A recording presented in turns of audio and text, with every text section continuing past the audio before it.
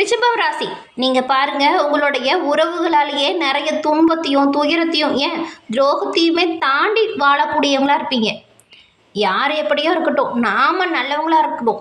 யாருக்கும் எந்த விதத்துலையுமே நம்மளோட சொல் செயல் துன்பத்தை கொடுக்கக்கூடாது, நாம் யாருக்கும் துரோகத்தை கொடுக்கக்கூடாது அப்படின்னு நீங்கள் பெரும்பாலும் நீதி நேர்மைக்கு உட்பட்டு வாழ்வீங்க. ஆனால் நீங்கள் செஞ்ச நல்லதை புரிஞ்சிக்காம நிறைய உறவுகள் உங்களை நிறைய கஷ்டத்தை கொடுத்துருவோம். ஆனால் அதெல்லாம் பெருசாக நீங்கள் போட்டு குழப்பிக்க மாட்டீங்க. ஆனால் ஒரு சின்ன வருத்தம் இருக்க தான் செய்யும். நல்லது செய்கிற நமக்கே ஏன் இப்படி துன்பம் வருது அப்படின்னு. இந்த ரிஷபராசிக்காரங்க நீங்கள் பாருங்கள், எல்லோருக்கிட்டையுமே நல்லா பழகுவீங்க. உங்ககிட்ட பழகுறது ரொம்பவுமே எளிமையான விஷயம். ஏன்னா நீங்கள் இந்த சின்னவங்க பெரியவங்க இந்த வித்தியாசம்லாம் பார்க்க மாட்டீங்க. ஏழை பணக்கார அப்படிங்கிற வித்தியாசமும் பார்க்க மாட்டீங்க. எல்லோருக்கிட்டையுமே நல்ல ஒரு இயல்பாக பழகக்கூடியவங்க இந்த ரிஷபராசி அன்பர்கள் நீங்கள். அது மட்டும் இல்லாமல் இந்த ரிஷபராசியில் பிறந்தவங்களை எதிர்த்து போராடுறது உங்களோட எதிரிகளுக்கு கடினமான விஷயமா இருக்கும். ஏன்னா உங்களை எதிர்க்கிறவங்க எப்பவுமே தோற்று தான் போவாங்க. நீங்கள் எப்பவுமே எல்லா விஷயத்துலையுமே நீதி நேர்மை சரியாக ஃபாலோ பண்ணுவீங்க எல்லா விஷயத்தையுமே. அதனால் பெரும்பாலும் உங்களோட விஷயத்தை யாரும் குற்றம் சொல்லவே முடியாது. உங்களோட எதிர்த்து போரிடுறவங்க தோற்று தான் போவாங்க. எதிரிக்கு எப்பவுமே சவாலாக இருக்கக்கூடிய ராசி இந்த ரிஷபராசி. பார்க்குறதுக்கு நீங்கள் ரொம்பவுமே சாதுவானவங்களா இருப்பீங்க. ஆனால் கோபம் வந்துடுச்சுன்னா பொல்லாதவங்களாக மாறிடுவீங்க. கோபம் இருக்கிற இடத்துல தான் குணம் இருக்குது அப்படின்னு சொல்லுவாங்க இல்லையா, அதுவுமே உங்களுக்கு கொஞ்சம் பொருந்ததான் செய்யும். அதே போல் கூடி இருக்கிற இப்போ நீங்கள் ஒரு இடத்துல இருக்கிறீங்க வச்சுக்கோங்களேன், அந்த இடத்துல பெரும்பாலும் நீங்கள் தான் எல்லோருக்குமே ஒரு உதாரணமாக இருப்பீங்க. உங்களோட வேலையை பார்த்து தான் இவங்கள மாதிரி இருக்கணும், இவங்கள மாதிரி இந்த வேலையை செய்யணும் அப்படின்னு எப்பொழுதுமே மற்றவங்களுக்கு ஒரு உதாரணமாக திகழக்கூடியவங்களாக நீங்கள் இருப்பீங்க. நீங்கள் செய்கிற வேலை எந்த ஒரு இடத்துலையுமே கொஞ்சம் தனித்துவமாக தெரியும். இப்போ ஒரு வீட்டு விசேஷத்துக்கே போனீங்களா கூட போனோமா வந்தோமா அப்படிலாம் இருக்க மாட்டீங்க. நம்ம வீடு நம்ம சொந்தக்காரங்க அப்படிங்கிற மாதிரி இருக்கிற வேலையெல்லாம் இழுத்து போட்டு செய்வீங்க. வேணான்னு சொன்னால் கூட நீங்கள் சும்மாலாம் உட்கார மாட்டீங்க. சுறுசுறுப்பாக எல்லா வேலையுமே செய்வீங்க. நல்லவங்களுக்கு நல்லவங்களாகவும் கெட்டவங்களுக்கு கெட்டவங்களாகவும் வாழக்கூடியவங்களாக நீங்கள் இருப்பீங்க. உங்களுக்கு பாருங்கள், இந்த 2025 பல சோதனையை கொடுத்துருக்கோம். பிறக்கிற வருடம் எப்படிப்பட்டதாக இருக்கும் அப்படிங்கிற ஒரு கேள்வி உங்களோட மனசில் ஓடிட்டு தான் இருக்கும். 2025 பட்ட துன்பம் துயரம் தொடருமா, இல்லை பிறக்கிற வருடத்தில் ஏதாவது முன்னேற்றமான விஷயம் நடக்குமா அப்படின்னு நீங்கள் நினச்சிட்டு இருக்கிற சூழலில் உங்களுக்காக தாங்க இந்த பதிவு. 2026 எப்படிப்பட்ட ஆண்டாக உங்களுக்கு அமையும், புத்தாண்டில் ஏதாவது புது விஷயம் ஏற்படுமா அப்படிங்கிற விஷயத்தை தான் உங்களுக்காக இந்த பதிவில் நாங்கள் தெளிவாக சொல்லியிருக்கோம். இந்த பதிவு உங்களை பொறுத்த வரைக்கும் பயனுள்ள பதிவாக இருக்கும். அதனால் ஸ்கிப் பண்ணாமல் நீங்கள் முழுமையாக பாருங்கள். புது வருடம் பிறக்கக்கூடிய இந்த அமைப்பில் நீங்கள் பாருங்கள், உங்கள் சுய ஜாதக கணிப்பை தெரிஞ்சுக்கோங்க. ஒரு நல்ல முன்னேற்றத்தையும் கிரக அமைப்பு எப்படி இருக்குது, இந்த அமைப்பால் நீங்கள் என்ன மாதிரியான தாக்கத்தை ஏற்படுத்தும் இந்த அமைப்பு, இதனால் நீங்கள் என்ன ஒரு உயர்வை பெறலாம். அதாவது சுய ஜாதக கணிப்பை நீங்கள் எளிய முறையில் தெரிஞ்சுக்க விரும்புனா டிஸ்கிரிப்ஷனில் பாருங்கள், ஜோதிடரோட நம்பர் கொடுத்துருக்கோம்.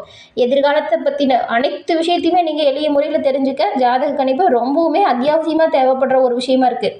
வீட்டிலேருந்தே நீங்கள் தெரிஞ்சுக்கலாம். நல்ல ஒரு உயர்வையும் நன்மையும் பெற இந்த ஒரு வாய்ப்பை தவற விடாமல் பயன்படுத்திக்கோங்க. ஏன்னா நிறைய பேர் பாருங்கள், ஃபோன் மூலியமாக தான் இவங்ககிட்ட ஜாதகம் பார்த்துருக்காங்க. இப்போ பாருங்கள், அவங்க சொன்னதை கேட்டே உங்களோட வாழ்க்கையில் சில மாற்றமும் செஞ்சுருக்காங்க. இப்போ நல்ல ஒரு உயர்வுக்கு வந்ததாக சொல்லியிருக்காங்க.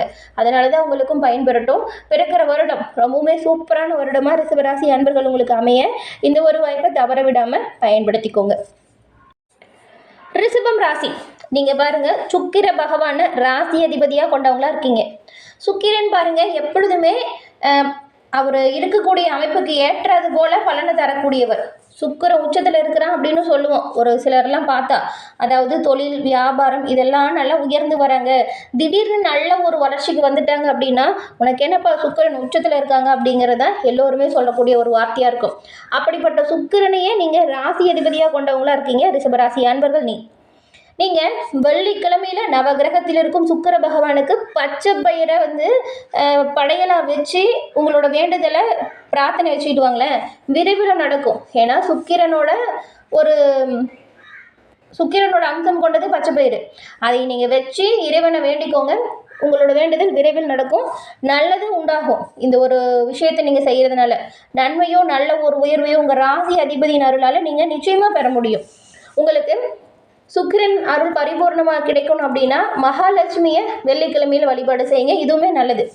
மகாலட்சுமி அருளால் எல்லாமே நல்லதாக நடக்கும். செல்வ நிலை மேலோங்க, கண்டிப்பாக நல்ல ஒரு உயர்வு கிடைக்கும். உங்களுக்கு மகாலட்சுமி தாயார் பிடிக்கும் அப்படின்னா ஓம் கம் மகாலட்சுமி தாயை போற்றி அப்படிங்கிற மந்திரத்தை மறக்காமல் 3 முறை பதிவிடவும் செய்யுங்க. அப்படி செய்யும்போது கூட உங்கள் ஆள் மனதில் ஒரு பிரார்த்தனையை நினச்சிட்டு செய்யுங்க. இந்த பிரார்த்தனை விரைவில் நடக்கும், நல்ல விஷயம் உண்டாகும். 2025 முடியறதுக்கு இன்னும் ஒரு கொஞ்ச நாள் தான் இருக்குது. நம்ம ரொம்பவுமே எதிர்பார்ப்போடு 2026 எதிர்நோக்கி காத்துட்ருக்கோம். ரிஷபராசிக்காரங்களுக்கு கல்வி, உத்தியோகம், தொழில் இதில் என்ன மாதிரியான மாற்றத்தை இந்த 2026 கொடுக்க போகுது? இந்த வருடம் என்ன மாதிரியான பலன்கள் கிடைக்கும், என்ன பரிகாரம் செஞ்சால் கெடுபலனிலிருந்து விடுபட முடியும் அப்படிங்கிறத நாம் இப்போ பார்க்கலாம். ரிஷபராசிக்கு சனி பகவான் பாருங்கள், இந்த ஆண்டும் அடுத்த ஆண்டுமே உங்களுக்கு சனி பகவானின் அருளால் ஒரு நல்ல விஷயங்கள் ஏற்படும். ஏன்னா 11ஆம் இடத்துல சனி பகவான் அமர்ந்திருக்கிறாரு. இப்போது சிறப்பான ஒரு அற்புதமான காலகட்டம் தான் புது வருடம். அதே போல் நீங்கள் உங்களோட பெற்றோர் இருக்காங்க இல்லையா, அவங்களோட உடல் நலனில் மட்டும் கொஞ்சம் கவனமாக இருங்க. சின்னதாக ஏதாவது உடல் உபாதை அப்படின்னு சொன்னால் உடனடியாக மருத்துவரை அணுகி மருத்துவம் பார்த்துக்கிறது நல்லது. நீங்கள் துர்க்கை வழிபாடை தொடர்ந்து செய்யுங்க, நல்ல ஒரு ஏற்றத்தை இந்த வருஷம் பெறுவீங்க. அதே போல் உடல் உபாதைகளை பொறுத்த வரைக்கும் இந்த வயிறு தொடர்பான பிரச்சனை அவ்வப்போது வரும். இது கொஞ்சம் மன அழுத்தத்தை கூட தரும். இதை தவிர்க்க நீங்கள் பெரும்பாலும் வெளி உணவுகளை தவிர்க்க பாருங்கள். கரெக்டான உணவு பழக்க வழக்கத்தை ஃபாலோ பண்ணுங்கள். அதுவும் இந்த புது வருடத்தில் ஜூன் மாதத்துக்குள்ளே பாருங்கள், கடன் அடைப்பதற்கான ஒரு சில அமைப்பு உருவாகும். தொழில் வியாபாரம்லாம் சூப்பராக இருக்கும். அதை சரியாக நீங்கள் ஃபாலோ பண்ணணும். அப்படி இருந்துச்சுன்னா பெரும்பாலும் 2025 என்னெல்லாம் கஷ்டமாக இருந்துச்சோ அதை நீங்கள் அப்படியே பாசிட்டிவான விஷயத்தை மாதிரி மாற்ற முடியும். கஷ்டத்தையுமே நல்ல ஒரு உயர்வுக்கு கொண்டு வரக்கூடிய அமைப்பு இப்போ இருக்குது. எதிரிகள் உங்ககிட்ட சரணடைவாங்க. ஜூன் மாதத்துலேருந்தே நல்ல ஒரு லாபம் வர ஆரம்பிக்கும். நீங்கள் தொட்டது தொடங்கும். முதலீடுலாம் சிறப்பான யோகத்தை தரும். நீங்கள் கடன் வாங்கி உங்களோட வாழ்க்கையை புரட்டி போட்டுட்டு இருந்த காலகட்டம் மாறி நீங்கள் மற்றவங்களுக்கு கடன் கொடுக்கக்கூடிய அளவுக்கு நல்ல ஒரு முன்னேற்றத்தெல்லாம் இப்போ பார்ப்பீங்க. அதே போல் அரசியலில் இருக்கிறவங்களுக்கு வெற்றி வாய்ப்பு இருக்குது. பொதுவாகவே எப்பயுமே எந்த ஒரு விஷயத்தையுமே சிறப்பாக செய்கிறவங்களுக்கு 2025 பாருங்கள் பல பின்னடைவு வந்திருக்கும். ஆனால் இந்த 26 நல்ல ஒரு தைரியம் வரும். எந்த ஒரு விஷயத்தையுமே நீங்கள் நம்பிக்கையாக செய்வீங்க. திருமண விஷயத்தில் நிறைய தடைகளை சந்திச்சுட்டு வந்த நீங்கள் இந்த 2026 திருமண பாக்கியம் கை கூடுது, திருமண தடை நீங்குது. இதனால் நல்ல வரன் கிடைக்கும் யோகமே அமையுது. தாய் வழி உறவு, அதுக்கப்புறம் உங்களோட தந்தை வழி உறவு, இதில் பல சிக்கல்களை சந்திச்சிருப்பீங்க. அந்த சிக்கலும் தீருது. உங்கள் உறவினர்களால் நல்ல ஒரு ஏற்றத்தையும் நீங்கள் பெற போகிறீங்க. பெற்றோர், பெரியவங்க இவங்களோட தேக ஆரோக்கியத்தில் பின்னடைவு இருந்துச்சுன்னா அது நீங்கும். ஒரு சிலருக்கெல்லாம் கடல் கடந்து போய் நல்ல முதலீடு செய்வீங்க. ஆனால் பாருங்கள், கூட இருக்கிறவங்க செய்கிற தப்புக்கு நீங்கள் பொறுப்பேற்கிறது போல் சூழல் உருவாகும். அதனால் இருக்கிற இடத்துல நிதானமாக செயல்படுங்க. உங்களுக்கு கொடுக்கப்பட்ட வேலையை நீங்கள் சிறப்பாக செய்ய பாருங்கள். மற்றவங்களோட வேலையில் மூக்க நுழைக்காமல் இருக்கிறது நல்லது. அதே போல் மற்றவங்களோட பிரச்சனைகள்லையுமே நீங்கள் தலையிடாமல் ஒதுங்கி போகிறது நல்லது. இந்த வருடம் தொழில், வியாபாரம், குடும்பம் விஷயம் எல்லாமே சூப்பராக இருக்குது. ஆனால் எல்லாத்துலேயுமே நல்ல ஒரு பலனை நீங்கள் பெறணும் அப்படின்னா கவனமாக இருக்கணும். கோவப்படுறதை குறைச்சே ஆகணும். நிதானமாக செயல்படணும். முக்கியமாக விட்டு கொடுத்து அனுசரித்து போகிற பாருங்கள். யாரை பற்றியும் யாருக்கிட்டையும் புறம் பேசாதீங்க. இதெல்லாம் தவிர்க்கணும். அப்போ தான் நல்லது நடக்கும். இல்லைன்னா நல்லது நடக்கிற சமயத்தில் நீங்கள் ஏதாவது பிரச்சனையை ஏற்படுத்திக்கிட்டு அப்போ பின்னடைவு தான் வரும். நேரம் எவ்வளவு நல்லா இருந்தாலுமே கவனம், நிதானம் இது கண்டிப்பாக தேவை உங்களுக்கு. தொழிலையுமே சிறப்பான உயர்வு இருக்குது. வாடிக்கையாளர்கள்கிட்டலாம் கொஞ்சம் கனிவாக பேசுங்க. நிறைய சலுகைகளை கொடுங்க. வச்சிருக்கிற பொருட்களை தரமாக வாங்கி வைக்க பாருங்கள். வண்டி வாகனத்தில் நிறைய மாற்றம் ஏற்படும். நீங்கள் பெரும்பாலும் துர்க்கை கவசத்தை விடாமல் படிங்க. தினம்தோறுமே உங்கள் வீட்டு பூஜை அறையில் இதை படிக்கிறத ஃபாலோ பண்ணுங்கள். பட்டீஸ்வரம் சென்று இறைவனை வழிபடுறதும் நன்மையை ஏற்படுத்தும். பெரும்பாலும் இப்போ கோவில் ஏதாவது துர்க்கை ஹோமம் நடக்குது அப்படின்னு வச்சுக்கோங்களேன், இல்லைன்னா யாராச்சும் இந்த ஹோமம் பண்ணுறாங்க அப்படின்னா கூட உங்களால் என்ன பொருள் அந்த ஹோமத்துக்கு வாங்கி கொடுக்க முடியுதோ அந்த பொருளை வாங்கி கொடுங்க. அதுவுமே நல்லது.